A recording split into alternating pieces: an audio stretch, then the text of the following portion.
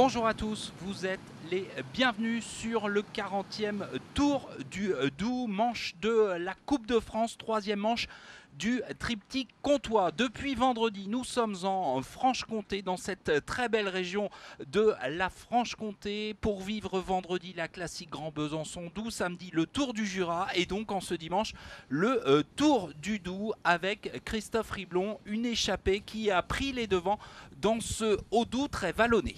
Bonjour Jérémy, bonjour à tous. Oui, une course très vallonnée encore aujourd'hui, 2800 mètres de dénivelé positif, un parcours un peu plus long que les deux courses précédentes. On a 197 km de prévu au départ. Et puis des conditions climatiques qui sont un peu changeantes, en tout cas plus fraîches et beaucoup plus humides que les jours précédents. Alors ces 6 hommes de tête, on va vous les détailler. Vous reconnaissez le maillot d'une des principales équipes du peloton international, les maillots jaunes de la Visma Lease Bike, qui a mis 2 hommes à l'avant, deux jeunes coureurs de cette équipe Visma Lease Bike, Team Rex qu'on a déjà vu à l'avant hier, et également Pietro Matteo. Dans ce groupe de tête figurent également deux coureurs de la formation Wagner-Bazin. Wagner-Bazin, c'est un sponsor régional puisque le sponsor est basé en Haute-Saône. C'est un producteur de salaisons, de saucisses franc-comtoises notamment.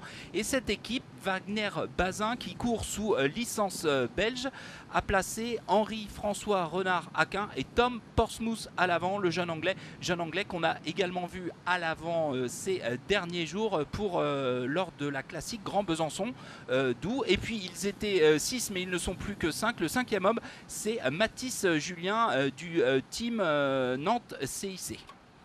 Ouais, Mathis Julien qui est en train d'emmener là en tête de peloton, en tête d'échappée. Et là on a la tête du peloton. La tête du peloton qui est emmenée par trois équipes. Ouais. Unibet, Tieté, Maroquette qui était à l'avant. On a aussi un coureur de l'équipe UnoX et l'équipe Arkea BNB Hotel qui roule en tête de peloton. Ce qu'on voit, Christophe, c'est que parmi les hommes à l'avant figurent des coureurs qui étaient déjà à l'avant ces derniers jours. On n'est pas sur une course par étape, mais on est sur 3 courses d'un jour dans la même région, avec des équipes qui viennent avec les mêmes hommes. Et forcément, les hommes en forme, on les retrouve. C'est le cas pour les échappés, mais aussi pour les favoris, ceux qui vont jouer la victoire tout à l'heure à Morteau.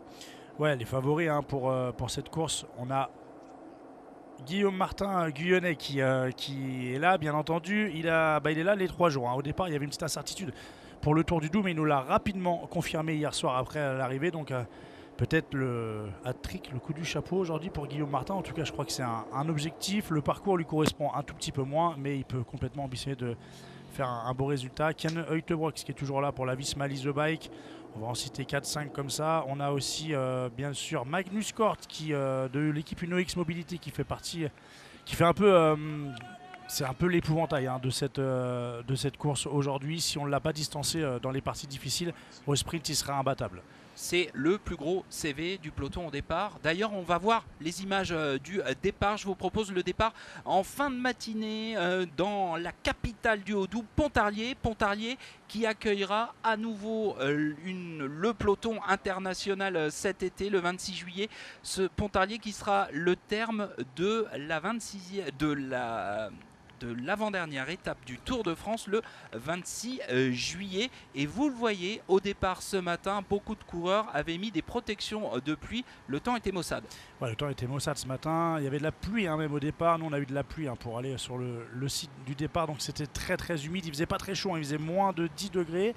Et là, heureusement pour les coureurs, ça s'est bien amélioré. On voit même que la route est quasiment sèche. Nous, en tout cas, à l'arrivée, c'est en train de sécher. Il n'y a plus de pluie. Mais on a quand même par moments des petites averses. Donc il faut encore se méfier. On peut encore tout à fait avoir de la pluie sur ce Tour du Doubs.